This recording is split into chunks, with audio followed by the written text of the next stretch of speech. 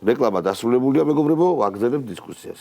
ან ესეც მნიშვნელოვანია, რომ უნდა გაჩნდეს ოპოზიციური ძალა და ოპოზიციური ძალას ქართველი ხალხი სთხოვს ერთ რამეს ზოგადად, რომ ეხლა ვინც ოცნების მომხრეები ვართ, ჩვენ ხო არ განუსაზღვრავთ როგორი უნდა იყოს და საქართველები უნდა იყვნენ, საქართველოსთვის უნდა უძგერდეთ გული. კონკურენცია საქართველოს უკეთესად ყოფნის. იქიდან არ უნდა იმართებოდეს. და მორჩა დამთავრებულია რა. როცა შენ ამბობ, რომ ფასები დავციოთ, სწორია, მაგრამ აბა ასე ხო არ დავციოთ გეუბნება, უნდა გითხრათ. როცა შენ ამბობ, რომ ომში არ ჩავერთოთ, მართალი არ ჩავერთოთ, მაშინ ეს გავაკეთოთ.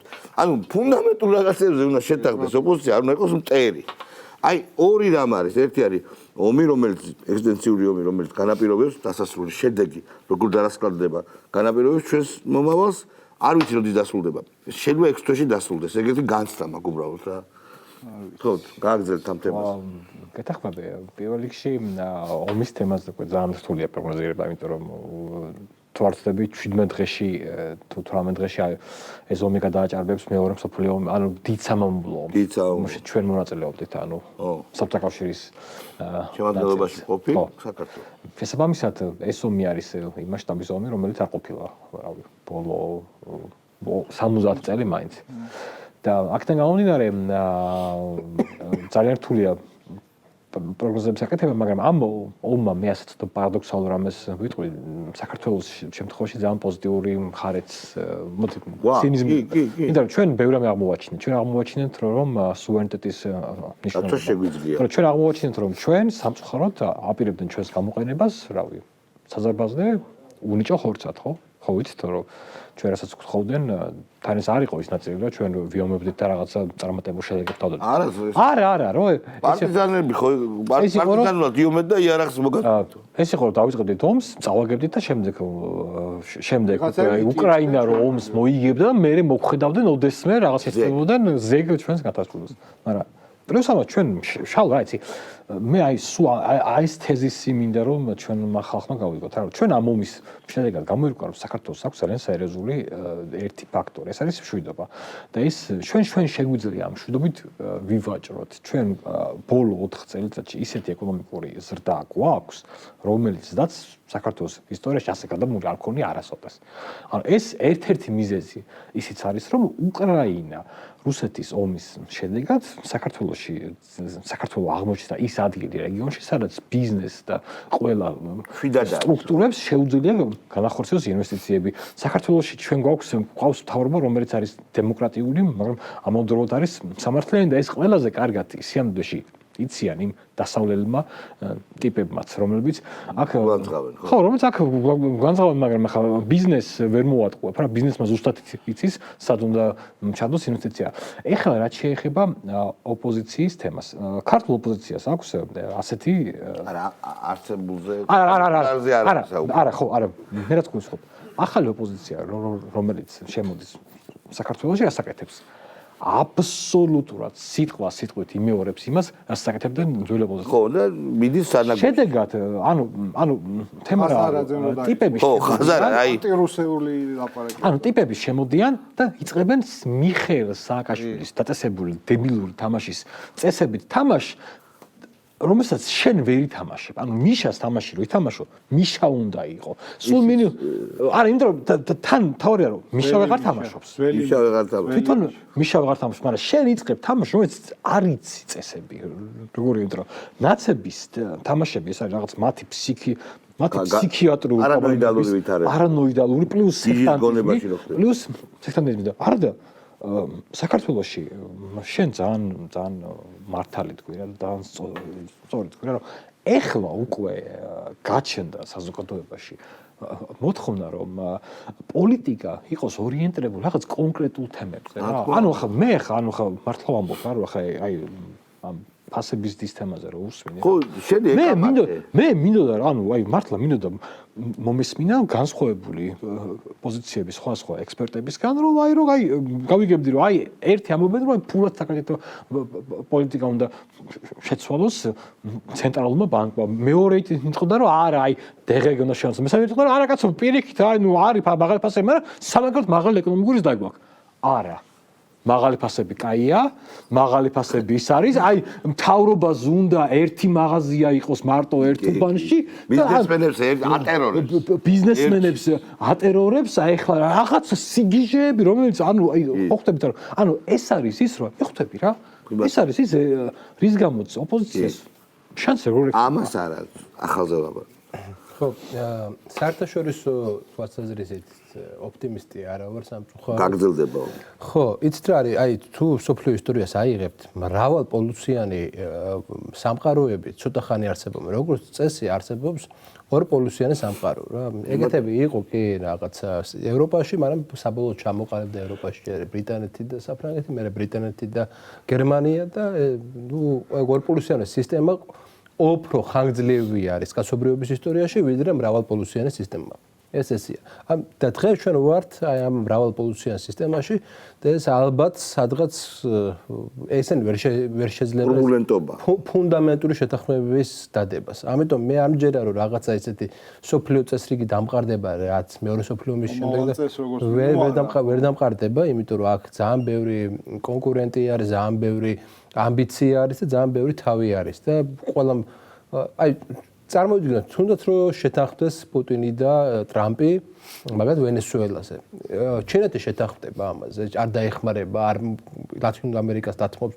არ არის ესეც სამხრეთ. იმდენ ინვესტიციაა განხორციელებული. არ არის ესეც სამხრეთ, იმიტომ რომ მარტო პუტინისა და ტრამპის გადაწყვეტილება აღარ ცვლის სამყაროს. სამყაროში გაჩნდა რამოდენიმე ძალა, კი ბატონო. შესაბამისად ეს ერთი მხრივ ჩვენერი პატარა სახელმწიფოებისთვის კარგია და ის რომ ჩვენ შეგვიძლია ეხლა აი ზუსტად მანევრი გვაქვს, მანევრების საშუალება გვაქვს, მაგრამ მეორე მხრივ ეს არის მშვიდობისთვის, სუფთად მშვიდობის თვალსაზრისით პრობლემა, იმიტომ რომ ელემენტარული კონფლიქტების მოგვარება სჭირდება იმაზე მეტი მხარე, ვიდრე მარტო ორი მხარეა. და აქედან გამომდინარე მგონია რომ ვარაუდობ რომ ეს კონფლიქტები გაგრძელდება და ასევე ვარაუდობ რომ შეიძლება დაემატოს კიდე ახალი ცხელი წერტილები. კარგია, კაი ახალი წერტილი გაგვეთენდება. ხო, მაგრამ აი რაც შეეხება საქართველოს. ახალი წერტილების მეერე კაცო. არა, ხო, ახალი ახლა კი არ გულისხმობ. უცხოებზე იძე. ეხლა რაც შეეხება საქართველოს. გავზაფრეთ ხალხს. მე აი ეს ეხლა პირიქით არის. თუ კი საერთაშორისო თვალსაზრისით თუ არა, ცოტა ნიჰილისტურად განწყობილი, საქართველოს შემთხვევაში ვარ აგაშენა ღმერთო. ოპტიმისტურად და რატომ? იმიტომ რომ ჩვენ ისტორიასაც ვნახავთ, როდის მოხდა ჩვენი წინწამოწევა, ხო? ჩვენი წინწამოწევა მოხდა სწორედ ასეთ მრავალპოლუციან სისტემაში, როდესაც დაიშალა ერთი მხრივ თურქ-სელჩუკთა სახელმწიფო, რომელსაც დასავლეთში უამრავი სამეფო იყო, რომელიც წამოვიდა ჯვაროსნებით, ბიზანტია სუსტი იყო. მე მოგოლთა ურდო რომ დაიშალა. არ არსებობდა არც ერთი რაღაცა ეს ხო? იქაც იგივე პერიოდი იყო. ანუ ჩვენაირი სახელმწიფოები, ჩვენაირი პატარა სარგებლობენ აი ამ ესეთ სიტუაციებში. ანუ შესაბამისად საქართველოსნაირ ქვეყანას ეხლა უდგას იმის შანსი, რომ საკუთარი რაღაც სახელმწიფოებრიობა განამტკიცოს და განამტკიცოს საკუთარი ეკონომიკას რო ასე ამტკიცებს, ეს უკვე ჩანს და ის რომ ესე იგი ესეთი წესრიგის დამყარება, სახელმწიფოების წესრიგი ჩანს. რატომ გააქტიურდა ჩვენი გეოგრაფია, ხო, აქამდე რატომ არის? იმიტომ რომ აქამდე იყო ერთპოლუსიანი სისტემა, რომელიც და ერთპოლუსიანი სისტემის მინუსი რა არის ჩვენარი ქვეყნებისთვის? მათ არ ჭირდებათ მრავალი გზა, მათ ჭირდებათ ერთი გზა, რომელსაც თვითონ აკონტროლებენ. და როდესაც ჩნდება მრავალი გზა, იქ მრავალი რეგიონი ვითარდება. აქედან თემურლენგის იდეა მიზანიც ეს იყო, რომ გაენადგურებინა ყველა ალტერნატიული გზა, მათ შორის ქალაქები და დაეტოვებინა ერთი გზა, რომელსაც თვითონ გააკონტროლებდა. აბრეშუმის გზა. ეხლა არის ის პერიოდი, შუადერეფანის პროექტში ვარ ჩვენ ჩართულები, სხვა პროექტებში, სადაც აი ეს მნიშვნელოვანი გზა, რომელიც ჩვენზე გავა, მოგვიდა ჩვენ ძალიან ბევრ ბენეფიტებს. აქედან გამომდინარე, კი, საერთაშორისო დაძაბულობის პერიოდი იქნება, ჩვენ აუცილებლად უნდა ვიყოთ დაკვირვებულები, მაგრამ ამას პარალელურად ჩვენ ავით ვიხეირებ როგორც აქამდე თუ ამ პოლიტიკას გავვრცელებ. კი ბატონო. ნუ ახალ წესად შეეხება რეალურად ისეთი იქნება, როგორც ჩვენ საზოგადოება და მთავრობა იმოქმედებს, ესე ვიტყვი, ახალი წელს არ იქნება რაღაცა თავისთავად და ცხადია ეს იქნება წინა წლებში ჩაყრილი საფუძვლის გაგრძელება. ანუ რეალურად და მარტივად თუ ვთქვათ, წილი ნაყარია, რუბიკონის გადალახულია და ეხლა უკვე იქით მხარეს მივდივარ და ეს იქით მხარე არის სუვერენიტეტის მხარე, ხო? რომ ჩვენ აღარ აგვაქვს უკან დასახევი გზა, ჩვენ აბსოლუტურად და ეს კარგიც არის, ეს ერთგვარი ჩვენ ვართ ერთგვარ დიდგორში ეხლა, არ ვამბობ რა, მაგრამ ომში არამედ აი იმ დაძაბულობაში და ეს იქნება, თუმცა ის ფუნდამენტი რაც ჩაიყარა მშვიდობის მე მგონია გაგრძელდება. აი მაგალითად აი ეს იგივე განათლების რეფორმა, ახალი პროექტი ეს Eagle Hills-ის, იგივე ეს ფასების დაწევა, რასაც ელოდება მოსახლეობა. ეს ყველაფერი ეს პოზიტიური დღის წესრიგი რაც დაანონსდა, ამეებზე ესენი ამის დაფუძნება და ამისი გამყარება და ამისი საფუძველდება უნდა მოხდეს და მოხდება დარწმუნებული ვარ და ნუ საერთაშორისო პოლიტიკაზე ჩვენთვის პრინციპში ეს ამღრეული სიტუაცია არის ჭყალებში კარგი, იმიტომ რომ ამაში ჩვენ ვიჭერთ ასე ვთქვათ ამ გეოპოლიტიკურ თევზებს ხატოვნად რო ვთქვათ, იმიტომ რომ წინა სისტემაში ჩვენ ვიყავით მაჩანჩალა. არა, მაჩანჩალა კი არ ვიყავით, ფაქტორი ვიყავით ამერიკა, რუსეთის დაპირისპირებაში იდიოტი სააკაშვილო. ოღონდ ეგ არის მაჩანჩალობა სინამდვილეში. არა, ტირო და კაცო, რისიც უნდა გეშინოდეს ქვეყანას, რომ უზარმაზარი მოსლებს შორის და ერთის იარაღი ხარ, ხიჭვი ხარ.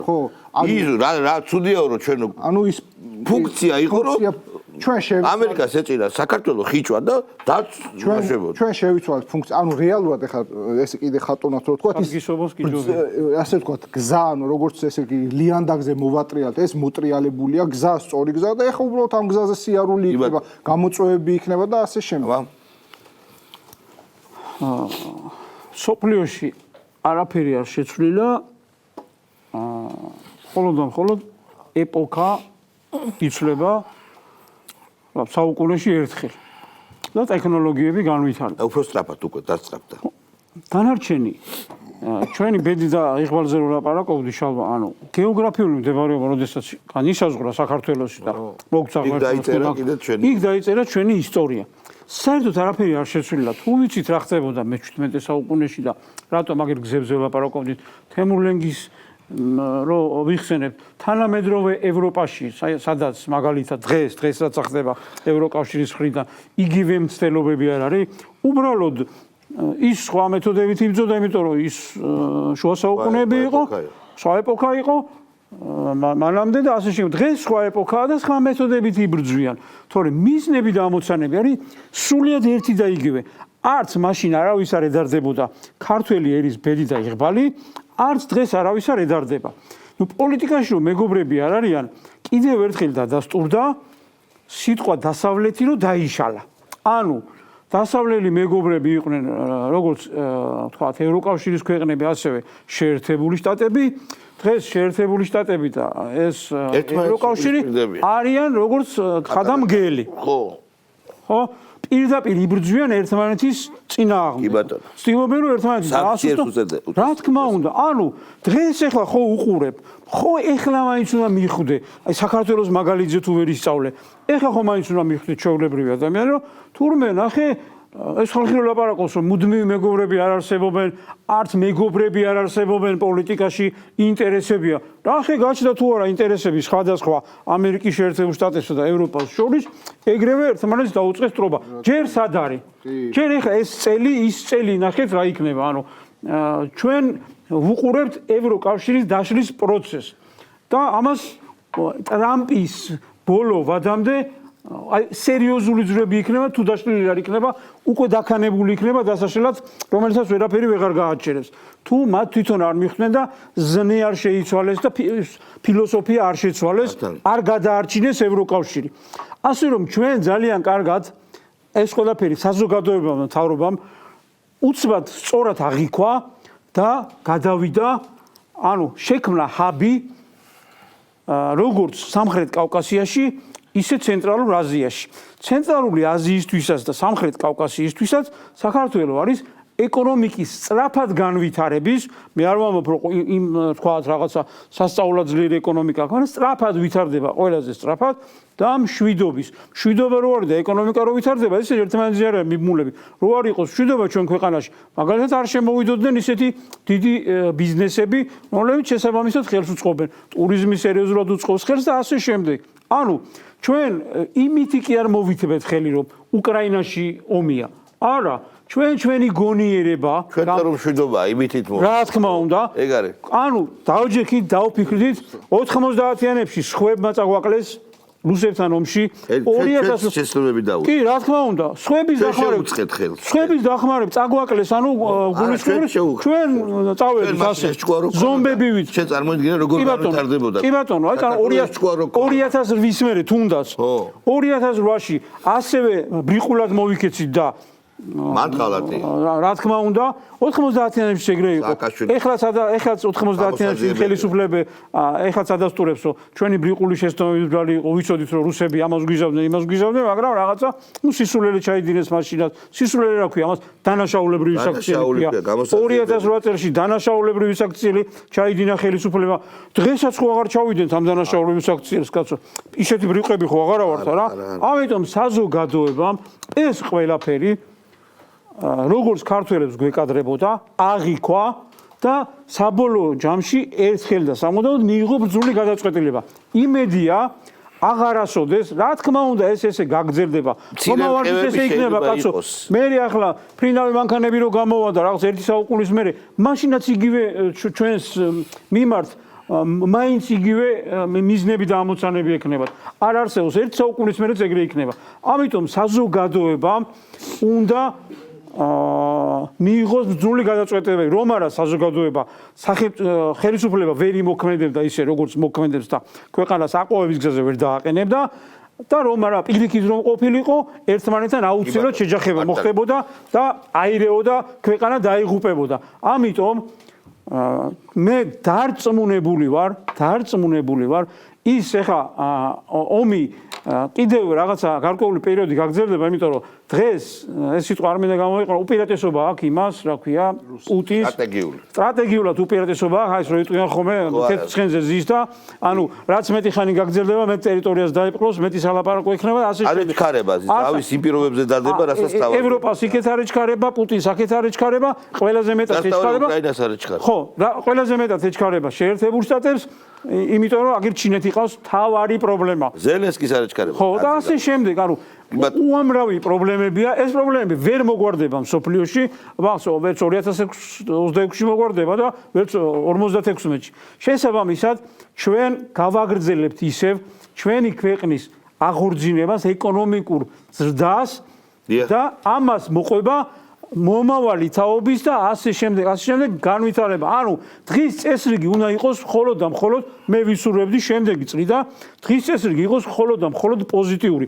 როგორც დღეს დავიწყეთ უკვე ამ წელს ბოლოს, აი რაღაცა კარტელურ გარიგებებთან ბრძოლა, განათლების სისტემა, ხედავთ, როგორც კი ხელისუფლებამ შვება ნახა, პატარა შვება, ზეწოლა აღარ არის. გარედან როგორც კი გამოთავისუფლდა, ეგრევე ხალხის პრობლემების მოგვარებას მიადგა. ამიტომ თუ ჩვენ შვება გვექნება ჩვენი გონიერებებიდან გამომდინარე, მივცემთ ხელისუფლებას იმის საშუალებას, რომ შემდეგ წელს უფრო მეტი პრობლემა მოგვარდეს და უკეთესად აყვავდეს მეგობრებო, ჩვენი ქვეყანა. აი ამ სადღეგრძელოსებრის სიტყვით ეხლა სამწუხაროდ ჩვენ ხელში არ გვიჭირავს ბოკალი, შამპანიური. დამთავრდა ჩვენი ბოლო გადაცემა 25 წელს. თქვენი სახელით მინდა მიულოცო ჩვენს ძვირფას საყვარელ ქართველებს, საქართველოს მოქალაქეებს ახალი წელი და ჩვენ სურვილები გამოხატეთ უკვე და აი ვიცი, პირადი სურვილების აღსრულებოდეთ და ქვეყანას რაც უსურვეთ, იმედია ღმერთი გვიყურებს და აასრულებს იმას. კარგად ბრძანდებოდეთ მომავალ წლამდე მეგობრებო, ცოტა შევისვენებთ, ვიქეიფებთ, რაღაცას ვიზავთ, ქართველები ვართ და შემდეგ დაბრუნდებით 26 წელს. კარგად ბრძანდებოდეთ. მშვიდობა და სიკეთე ჩვენს ქვეყანას და ხალხს.